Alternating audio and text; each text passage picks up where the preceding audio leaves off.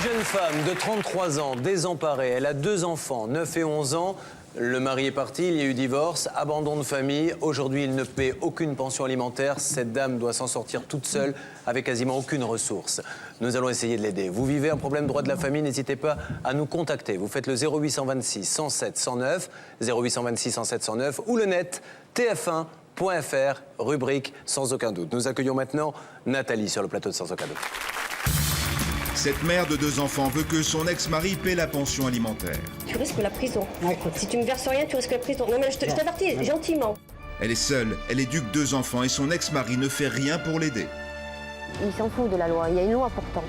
Mais pour lui, il n'y en a pas. Cela fait 5 ans que Nathalie attend un geste qui ne vient pas. Il promet, mais il n'y a jamais de suite. C'est-à-dire que le temps est un petit peu long maintenant pour vous, hein? Ouais, mais c'est surtout pour mes filles, quoi. Et là, il trahit encore ses filles. Il les trahit. Pour Sans aucun doute, c'est une nouvelle affaire qui commence tout de suite. Bonsoir Nathalie, merci d'être avec nous ce soir sur le plateau de Sans aucun doute. Qu'attendez-vous de cette émission? Que justice soit faite envers mon ex-mari et qu'il assume son rôle de père. Il ne vous donne aucun argent aujourd'hui? Ça fait 5 ans que ça dure, même pas un centime, rien du tout. Il a 2 enfants? Il a 2 enfants. Qui vivent avec vous? Qui vivent avec moi, oui. Quelles sont vos ressources, vous, aujourd'hui, madame? La CEDIC, puisque depuis le mois de février, je n'ai plus d'emploi. Et c'est combien, la CEDIC? 788 €. Pour vivre donc avec vos 2 enfants, et vous avez un loyer à charge? Et j'ai un loyer à charge, oui. Mais les enfants, il n'a même pas cherché à les voir, est-ce qu'il les voit au moins? Non, ça fait 3 ans qu'il a arrêté de venir les chercher, même pas un coup de fil, ni rien, même pas pour les anniversaires, Noël, rien du tout. Qu'est-ce qu'ils disent, les enfants? Bon, au début, c'était très dur de leur expliquer. Elles attendaient derrière la fenêtre que le papa il arrive. Et puis en fin de compte, je leur dis la vérité. De toute façon, je ne leur cache rien. Ça sert à rien de leur cacher la vérité. Donc on parle toutes les 3. Elles me posent des questions, je leur réponds. Et je ne peux pas leur dire pourquoi, parce que même moi, je ne sais pas pourquoi. Aujourd'hui, il a été condamné à payer combien? Alors aujourd'hui, il est condamné à payer 18 547 €. Ça, c'est les arriérés? Les arriérés. Mais il est censé vous donner combien par mois? Normalement, il me doit 1 500 francs. Tous les mois? Tous les mois. D'accord. Nous allons essayer donc de mieux comprendre la situation. L'enquête est signée Christelle Larbalex. J'ai vraiment l'impression de me battre contre un moulin à vent. Ça fait des années que je suis dans la merde et que les gamines, je ne peux pas les faire vivre comme j'aimerais. Il n'y a rien qu'à bouger. J'en suis toujours au même point que tout début, quoi. C'est-à-dire que là, tu risques la prison. Si tu me verses rien, tu risques la prison. Non mais je t'avertis, gentiment. Je crois qu'il s'en fout de la loi. Il y a une loi pourtant. Mais pour lui, il n'y en a pas. Pour lui, la loi, ça n'existe pas. Mais il est obligé, non? Jamais assez. Je tiens plus le coup. Là, je crois que ça fait trop d'années que j'ai attendu et là, j'en peux plus. Ouais. Nathalie est une maman célibataire de 33 ans. Divorcée depuis 6 ans, elle élève seule ses 2 petites filles âgées de 9 et 11 ans. Les fins de mois sont difficiles pour la petite famille, surtout depuis que la jeune femme a perdu son emploi en février dernier. Nathalie vit avec moins de 1 200 € par mois. Si cette jeune mère est dans une situation financière critique, c'est à cause de son ex-mari. Il ne paye pas la pension alimentaire de ses filles depuis 6 ans. Malgré une condamnation au correctionnel, il continue à faire la sourde oreille. À cause de mon ex-mari, je suis complètement bloquée dans la vie. Je ne peux rien faire, je ne peux rien promettre à mes filles. On vit le jour, c'est horrible de vivre comme ça. Sans pouvoir dire à mes filles... demain on pourra faire ci, on peut pas avoir de projet. Ça l'aide financière de mes parents, ça serait difficile. Je pense pas que j'y arriverai. Pour mieux comprendre ce conflit familial qui dure depuis près de 6 ans, il faut revenir des années en arrière.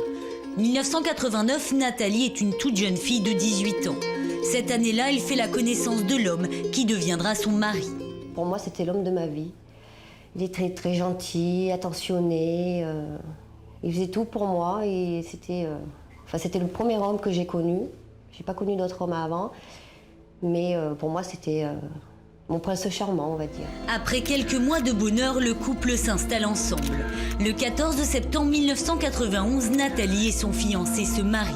La jeune fille est aux anges, mais le conte de fées va très vite tourner court. Quelques mois après son mariage, Nathalie affirme que son mari aurait montré un tout autre visage. Autrefois adorable et attentionné, il serait devenu colérique et parfois violent verbalement. C'était pas le même homme. Il était plus pareil. Je ne reconnaissais plus du tout. Je me disais, mais est-ce que c'est avec lui? Je me suis mariée, c'est pas le même homme, mais qu'est-ce qui se passe? Nathalie vient tout juste de se marier, elle veut donner une chance à son couple. Le 25 janvier 1994, la jeune femme donne naissance à son premier enfant. Son mari est ravi. Pendant 2 ans, les relations conjugales seront plus ou moins conflictuelles.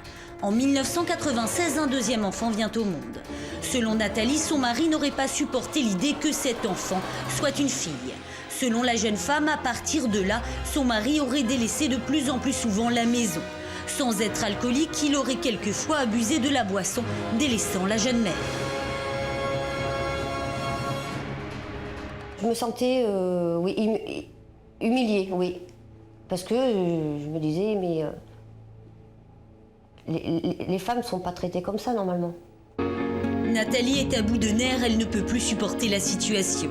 Malgré le soutien moral de ses parents, elle s'enfonce peu à peu dans la dépression, avec parfois dans la tête l'envie d'en finir. J'ai eu à certains moments des idées un peu noires de partir, ou même de me suicider. Hein. J'aurais été toute seule, vivre avec un homme comme ça, je suis sûre que je me serais suicidée. J'aurais fait une bêtise.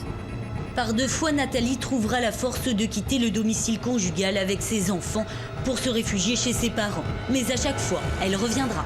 À chaque fois, il me menaçait, il me disait, si tu rentres pas à la maison, tu ne reverras plus tes enfants. Et ça, j'en avais peur, donc j'y suis retournée. Nathalie aurait eu peur que son mari d'origine étrangère ait l'idée d'emmener ses enfants à des milliers de kilomètres d'elle. Grâce à ses proches et à un profond travail sur elle-même, elle va trouver le courage de quitter son époux. Nous sommes en 1997, Nathalie trouve refuge chez ses parents avec ses filles. Cette fois, elle est déterminée, elle ne reviendra pas. Nathalie demande le divorce. Je me rendais compte que je l'aimais plus du tout. C'était un inconnu pour moi et ça m'a donné la facilité de partir. Même s'il y avait eu des menaces comme quoi je ne reverrais plus mes enfants, je suis passée outre de ça et puis je suis partie. En juin 1999, le divorce est prononcé. L'ordonnance du juge aux affaires familiales fixe la résidence des enfants chez Nathalie. Le père aura des droits de visite classiques, un week-end sur 2 et la moitié des vacances scolaires. Il devra en outre verser une pension alimentaire de 238 € par mois à Nathalie pour contribuer à l'éducation de ses filles. Et quand le jugement de divorce a été prononcé, je me suis sentie libre. Enfin libre, heureuse et libre. Nathalie pense qu'elle va enfin pouvoir commencer une nouvelle vie avec ses filles, mais elle se trompe lourdement. Pourtant, au tout début, ses relations avec son ex-amour se passent à merveille. Il vient voir ses filles régulièrement et s'acquitte du montant de la pension. Après le divorce, il payait. Il payait la pension alimentaire normalement, aux dates prévues. Et après ces 4 mois, du jour au lendemain, il ne me payait plus. Donc je lui ai dit, attendez, il y a la pension alimentaire qui doit tomber. Et il trouvait toujours un prétexte. J'ai pas les sous sur moi, je viendrai dans la semaine prochaine. Enfin, toujours un prétexte et ça fait 5 ans que ça dure maintenant. Les mois passent et l'ex-mari de Nathalie ne paye toujours pas. Plus déroutant encore, il ne vient plus chercher ses enfants aux dates prévues. Selon Nathalie, les fillettes auraient attendu leur papa de longues heures, mais en vain. Pas un coup de téléphone, pas un mot pour prévenir, Nathalie est inquiète.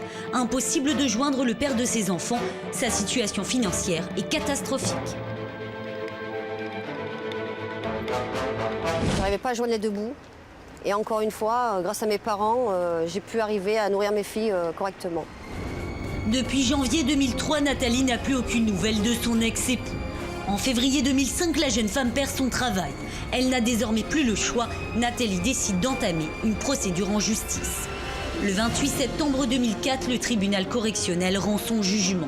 L'homme est condamné pour abandon de famille et non-paiement de la pension alimentaire à 2 mois d'emprisonnement avec sursis, 3 ans de mise à l'épreuve, obligation de rembourser son ex-femme et 500 € à titre de dommages et intérêts. J'étais soulagée, j'ai dit ça y est, enfin il va pouvoir me payer. Il va me payer comme il doit le faire.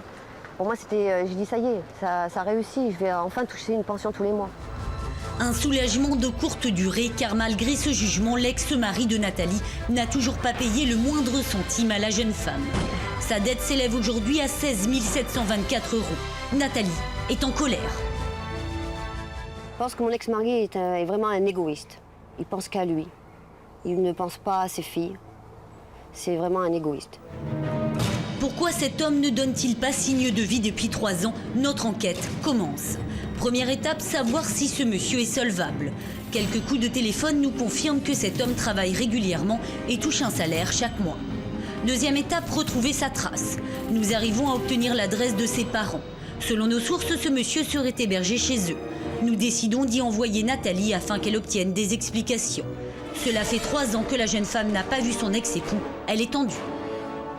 Pourquoi ça fait 3 ans que tu viens pas chercher les filles? Voilà, c'est tout ce que je veux savoir. Parce qu'elle ne s'entendait pas avec... Voilà. Elle avait peur d'un truc, quoi. Moi je pense pas parce qu'elles avaient le sourire jusque-là. L'homme ne serait plus venu chercher ses filles car elle ne se serait pas entendue avec sa nouvelle compagne. Ça fait des années que je suis dans la merde et que les gamines, je ne peux pas les faire vivre comme j'aimerais, comme elles s'est passées en jugement. T'as eu 2 mois de prison avec sursis et 3 ans de mise à l'épreuve avec obligation de me payer. Il est où, non? Moi, jamais, absolument. C'est-à-dire que là, tu risques la prison. Ah, écoute. Si tu me verses rien, tu risques la prison. Non mais je t'avertis, gentiment, je suis venue te voir gentiment. Pour les 18 547 de pension des 5 ans là. Tu penses que tu arriverais à me les payer? Je suis obligé. Nathalie est bien décidée à mener son combat jusqu'au bout. Sans l'aide de ses proches, elle serait à l'heure actuelle à la rue avec ses 2 petites filles. Sans argent et sans père, l'avenir de ses enfants s'assombrit. À présent, je veux que mon ex-mari me paye la pension pour qu'on puisse tourner la page. L'enquête est signée Christelle Larbanex. Nous la retrouverons dans quelques instants en duplex sur place. Dans ce reportage, madame, vous avez eu des paroles quand même assez dures où vous dites qu'à un moment donné, vous avez failli craquer, vous aviez même envisagé le pire et c'est finalement vos filles qui vous ont raccroché à la vie. Ah oui, heureusement qu'il y avait mes filles, oui. Parce que je déprimais complètement. De toute façon, je ferai tout pour mes filles. Tout ce que je fais, c'est pour mes filles, c'est pas pour moi. Il faut qu'ils le comprennent, c'est que la pension, je la demande, c'est pour les filles, c'est pas pour moi. Nous établissons un duplex avec Christelle Larbanex, notre journaliste, déjà sur place. Alors Christelle, vous êtes sur place pour l'instant, où vous trouvez-vous? Je me trouve en fait à proximité du domicile des parents de l'ex-mari de Nathalie, car apparemment l'ex-époux de la jeune femme vivrait chez ses parents. Nous demandons à notre journaliste de ne pas intervenir immédiatement. Il nous faut d'abord contacter l'ex-mari de Nathalie sur son portable. Ouais, c'est Nathalie. Oui, dis voir, je t'appelle là. Ça serait pour savoir si t'as trouvé une solution pour me régler ce que tu me dois pour la pension alimentaire. Faut qu'on en parle, hein? Eh ben oui, c'est pour ça que je t'appelle, c'est pour qu'on en parle. Ah ouais, parce qu'on en parle, parce que moi, j'ai parlé avec... faut que je voyais avec ma comptable. Elle m'a dit qu'il y avait une demande de 13 000 euros par un huissier sur mon salaire. Alors, elle va voir si c'est ça ou pas. Ah d'accord. Et toi, tu peux pas me verser quelque chose tous les mois? Ah bah si, bien sûr. Et combien tu pourrais me donner? 200 euros, hein, pour l'instant. 200 euros tous les mois? Ouais. Et pour les questions de tes filles, pourquoi tu viens plus les voir? Ah mais moi, je viens les voir, moi. Ça fait 3 ans que t'as pas eu de nouvelles, ni rien. Bah, mais non, je peux pas t'expliquer au téléphone. L'ex-mari de Nathalie est au travail, il ne peut pas s'étendre. Mais ce premier coup de fil nous apprend que l'homme est saisi sur son salaire. Pour quelle raison? Nous l'ignorons, mais c'est ainsi. Est-ce que l'entreprise est obligée de payer dans ces cas-là? Absolument. Parce qu'il s'agit d'un titre et c'est en vertu d'un titre que l'huissier agit, donc l'employeur n'a pas le choix. Alors, ce qui est incroyable, c'est qu'il semble dire, moi je suis d'accord pour donner, il parle même de 200 euros par mois, mais d'un autre côté, il n'a rien donné pendant 3 ans, c'est ça qui est fou. Je serais bien contente qu'il me les donne, mais j'ai un peu peur qu'il me les donne 1 mois, 2 mois et qu'après il arrête. Nous rappelons Christelle Larbanex, toujours en attente devant chez les parents de notre homme. Est-ce que vous avez du nouveau de votre côté? Oui, donc moi je me trouve toujours à proximité de l'immeuble des parents de l'ex-mari de Nathalie. Il y a 5 minutes, nous avons vu un homme faire les 100 pas sur le perron, donc je pense que c'est l'homme en question. L'ex-mari de Nathalie est rentré déjeuner chez ses parents. Christelle Larbanex ne va pas tarder à trouver le bon appartement. Elle sonne, la porte s'ouvre, un premier dialogue peut s'établir. Oui, bonjour monsieur, excusez-moi de vous déranger. Je me présente, je suis Christelle, journaliste sur l'émission Sans aucun doute sur TF1. Je viens à propos de votre ex-femme, monsieur. Je peux vous la passer? Non, pas votre ex-femme, Julien Courbet peut-être. Allô, bonjour monsieur, pardonnez-moi de vous déranger. Comment peut-on faire pour aider votre ex-compagne qui ne peut plus s'en sortir et qui ne peut plus assurer l'éducation de ses filles? Ah non, mais comme j'ai dit, moi je suis d'accord pour l'aider. Combien vous pouvez lui donner tous les mois? Moi je peux lui donner 200 euros. Donc, est-ce que vous pouvez lui faire un virement à la fin du mois de 200 euros? Bien sûr, oui. Je vous la passe. Oui, c'est moi. Ça me ferait très plaisir si tu pouvais me donner 200 € par mois. Par contre, est-ce que tu pourrais me faire un papier en disant comme quoi tu t'engages à le faire tous les mois? Moi, il me faut une preuve. Oui, pas de problème. Un autre point très rapide, monsieur. Est-ce que dans votre couple, il y a eu des tensions telles que vous lui avez dit que vous partiriez avec les enfants si elle ne revenait pas? Ah non, jamais. Ça, vous ne l'avez jamais dit, monsieur, hein? Ah non, je l'ai jamais dit. Bon, d'accord. Autre point qui est évoqué, monsieur, je me dois de vous poser la question. Est-ce qu'à un moment ou à un autre, vous avez eu, vous, des problèmes d'alcool? Oui, c'est vrai. J'ai eu, oui. D'accord. C'est terminé maintenant? Pardon? C'est terminé? Ah, c'est terminé, oui. Bah, bravo. Bon. Monsieur, il y a donc la pension alimentaire que vous devez tous les mois. Mais il y a aussi les 18 000 € d'arriérés de pension alimentaire. L'ex-mari de Nathalie affirme qu'il est saisi sur son salaire depuis 3 mois pour un montant de 128 € mensuels. L'argent serait destiné à Nathalie, mais bloqué chez un huissier. Nous doutons de cette hypothèse. L'huissier, vous êtes sûr que c'est pour l'argent que vous de la pension alimentaire que vous devez? Ah oui, oui. C'est pas pour autre chose, hein? Ah non, pas pour autre chose, non. Bon, et vous me dites, vous êtes formel depuis 3 mois? Ça fait 3 mois depuis le mois de juin. Bon, d'accord, ok. Nous avons fait quelques vérifications de notre côté. Les nouvelles ne sont pas bonnes. Nous faisons revenir plus tard Nathalie sur le plateau, de sans aucun doute. Nathalie, si nous vous faisons revenir, c'est parce que malheureusement, nous avons appris des choses qui ne sont pas très bonnes pour notre dossier. Et nous allons nous le faire confirmer par votre avocat. Nous rappelons Christelle Larbanex, qui est en duplex d'ailleurs du cabinet de votre avocat.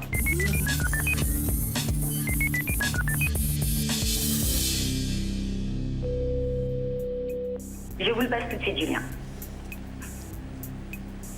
Bonjour. Bonjour maître, on parle de mauvaises nouvelles car il y a quelques instants nous avons eu ce monsieur en ligne qui nous a dit qu'il y avait des prélèvements qui étaient effectués depuis 3 mois sur son salaire par un huissier pour justement payer l'arriéré des pensions. Or il s'avérait que ces prélèvements ne sont pas du tout pour ça. Non, pas du tout. Pas du tout. Je viens de revérifier encore un instant auprès des huissiers. Pour l'instant, il n'y a pas un centime qui a pu être saisi sur son salaire pour madame et au titre de la pension alimentaire. Sur notre plateau, Nathalie est consternée. Malheureusement, elle n'est pas surprise, juste très déçue. Moi, ça m'étonne à moitié, de toute façon, qu'il nous ait menti. Et il ose mentir avec vous, avec tout le monde au téléphone, il arrive à mentir quand même. Moi, ça ne m'étonne pas et j'en ai marre, j'en peux plus. J'en peux plus. J'arrive tellement à le détester que non. Moi... Pardon. C'est-à-dire que le temps est un petit peu long maintenant pour vous, hein? Oui, mais c'est surtout pour mes filles, quoi. Et là, il trahit encore ses filles. Il les trahit. Alors, il a bien précisé à notre journaliste qu'il avait envie de les revoir, hein? Bon, oui, bah ça, je sais pas si ça, c'est vrai aussi, parce que c'est que des mensonges. En tout cas, madame, on est bien d'accord, hein? Vous nous l'avez promis, il y a 2 dossiers différents, hein? Il y a l'argent et il y a les filles, et essayons de ne pas tout mélanger, voilà. Que ça ne nous retombe pas dessus. Mais moi, ce que je veux, c'est qu'il tienne ses engagements pour mes filles. Pas pour moi, pour mes filles. Nous rappelons l'ex-mari de Nathalie immédiatement. Nous voulons bien sûr des explications. On vient d'avoir une nouvelle qui est un petit peu contradictoire avec ce que vous nous avez dit tout à l'heure. Ah bon? Vous avez eu des saisies sur salaire depuis 3 mois. Oui. Par un huissier. Oui. Mais c'est pas du tout pour payer la pension de votre épouse. Ah bon? Non. Vous ne savez même pas pourquoi c'est? Ah non. Vous n'avez pas eu des soucis avec les impôts? Vous avez toujours payé les impôts? Ah oui, c'est ça, oui. Vous avez un problème avec les impôts? Oui, voilà, oui. Oui, et donc voilà, c'est les impôts qui viennent maintenant chercher l'argent sur votre compte. Donc à ce niveau-là, malheureusement, ça va être difficile. Donc, est-ce que vous vous engagez encore ce soir à payer les 200 €? Ah oui, oui, bien sûr, oui. Parce qu'elle est à bout, franchement, maintenant, hein. Oui, c'est moi. Ouais. Donc, je viens d'apprendre que ce que tu nous as dit tout à l'heure, c'était pas pour la pension alimentaire. Oui. Donc, là, j'en ai vraiment marre. Donc, j'espère que tu vas arrêter de mentir, que les 200 €... Oh, je sais pas. Non, oui, mais attends. Non, mais tu nous as dit que tu étais sûr tout à l'heure. Donc, moi, je pensais que tu t'étais renseigné. C'était la comptable qui me l'avait dit, moi. Ah bon, la comptable, elle t'a dit que c'était pour une pension alimentaire. Voilà. Nous appelons le comptable en question. L'ex-mari de Nathalie est toujours en ligne. Alors, c'est le tribunal d'instance qui nous a dit de vous retenir sur salaire. Oui. Et la créance est de 13 579 €. Ah, d'accord. Et Mais c'est tout, on en a parlé tous les deux, hein? Ouais. Mais alors qu'est-ce que ça peut être, monsieur, ces 13 000 euros? Qu'est-ce que vous avez Ah, moi, je acheté? pense que ça peut être que les impôts. Hein. Mais non, parce que les impôts ne passent pas par... Ça se passe pas comme ça, les impôts. Les impôts, ils ont le pouvoir de venir directement prendre l'argent. C'est un avis du Trésor public que vous recevez. Bon, on va essayer d'appeler le tribunal. Maître Novakovic, peut-on vous demander d'aller essayer d'avoir le renseignement et de savoir à qui vous devez ces 13 000 euros? Sylvie Novakovic va se renseigner afin de comprendre ce à quoi correspondent ces 13 000 euros. Au même moment, Nathalie quitte notre plateau et regagne son domicile pour accueillir son ex-mari et obtenir l'engagement d'un versement mensuel de 200 euros au titre de la pension alimentaire. L'homme est à l'heure, il verse 200 euros et promet qu'il le fera tous les mois. Je m'engage à verser à mon ex-femme la pension alimentaire parce que bon, c'est un dû, c'est un devoir de donner pour l'éducation de mes filles. Nathalie, heureuse de cette première victoire, revient sur notre plateau. Mais pour nous, cette affaire n'est pas terminée.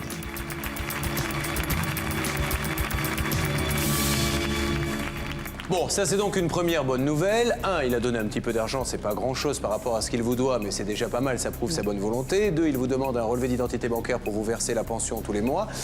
Mais en menant notre enquête et d'après nos informations, Maître Novakovic, ce monsieur, nos téléspectateurs s'en souviennent, nous a dit qu'il était déjà donc prélevé sur son salaire pour la pension alimentaire de madame, qui semblait très étonnée puisqu'elle ne touchait rien. Or, il s'avérait que les prélèvements qu'il a déjà sur son salaire, fait par un huissier, ne correspondent pas du tout à la pension alimentaire. Il y a encore autre chose. Non seulement ils ne correspondent pas à la pension alimentaire, mais au surplus, cela correspond à 7 saisies arrêts, correspondant à plus de 13 000 euros de dette. Ça, vous ne le saviez pas? Ah, pas du tout. Est-ce qu'on sait à peu près de quoi il s'agit? Des crédits à la consommation? Divers crédits. Alors, nous allons essayer de l'appeler déjà pour qu'il nous explique quoi consistent ces prélèvements, parce qu'il nous a dit clairement, nous, qu'il s'agissait de la pension alimentaire. Mais l'autre bonne nouvelle que nous voulions vous annoncer ce soir, c'est que, donc, a priori, il va s'engager à payer la pension, mais du coup, comme il est prélevé, Maître Novakovic, pour des crédits qu'il a pris et qu'il doit une pension alimentaire, elle devient prioritaire. Elle est prioritaire car elle est créancière d'aliments et en conséquence, si son huissier exécute par le biais d'un paiement direct, donc d'une saisie, ce qu'on dit vulgairement, une saisie arrêt sur salaire, effectivement, elle sera prioritaire et sera prélevée en priorité. C'est-à-dire que l'argent qu'on lui prend actuellement pour rembourser les crédits ne va plus aller au crédit, mais va aller chez vous pour payer la pension alimentaire. Absolument. Car c'est prioritaire. D'accord. Nous rappelons l'ex-mari de Nathalie immédiatement. Nous voulons là encore des explications. Vous nous dites que vous allez essayer de payer la pension tous les mois, mais est-ce qu'avec ces prélèvements, vous allez pouvoir en plus payer la pension? Ah, mais je me remets à payer la pension et payer un peu plus pour payer l'arriéré.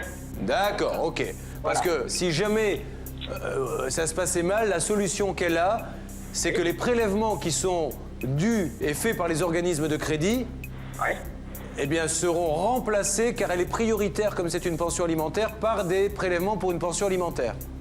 Ah oui, mais... Bon, mais monsieur, bravo, hein, tant mieux. Si ça se finit comme ça, c'est tout à votre honneur. Et pour les petites aussi, vous irez les voir, elles ont besoin de vous?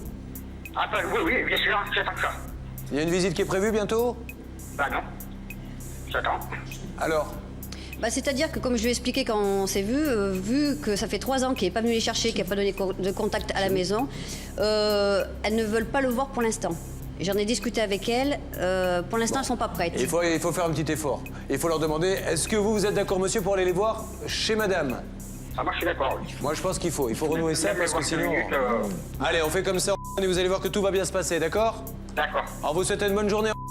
Merci. Au revoir. Merci, au revoir.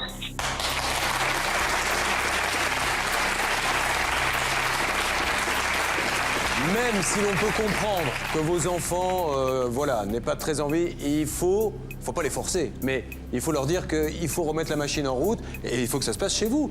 1 heure, 2 heures, ça suffit amplement, à l'occasion d'un café. Voilà, on renoue le dialogue petit à petit, puis après, elles verront si elles ont envie de le voir plus. Mais c'est important, Sylvie. C'est très important. Un enfant ne peut pas se construire psychologiquement s'il ne voit pas son père et sa mère. Certes, ils n'ont pas vu le père depuis longtemps, mais l'enfant doit être en dehors de votre conflit familial. Vous devez faire en sorte qu'un droit de visite progressif se fasse, bien sûr progressif, chez vous au départ, ensuite chez lui, mais c'est vital pour vos enfants. Alors, aujourd'hui, vous vivez comment, vous, avec vos filles, c'est ça? Oui, je vis avec mes filles, oui. Ou c'est en appartement? En appartement. Et vous avez combien de pièces? On a 4 pièces. D'accord. Et elles sont toutes les deux dans la même chambre? Oui, tout à fait. D'accord. Mais bon, ça va, vous avez ce qu'il vous faut quand même. Oui. Je fais en sorte qu'elle ne manque de rien, avec le minimum. Non, parce que notre partenaire a décidé de vous offrir pour elle une chambre à coucher complète et pour vous un salon. Voilà. Merci bien.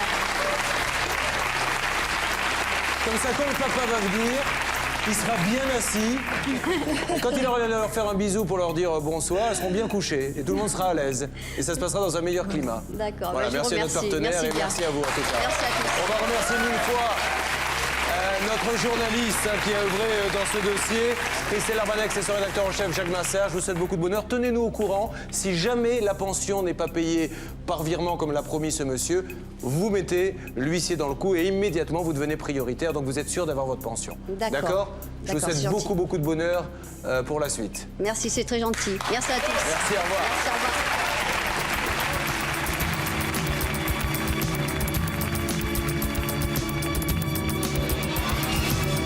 Aujourd'hui, je suis très contente du résultat et c'est un grand soulagement pour moi.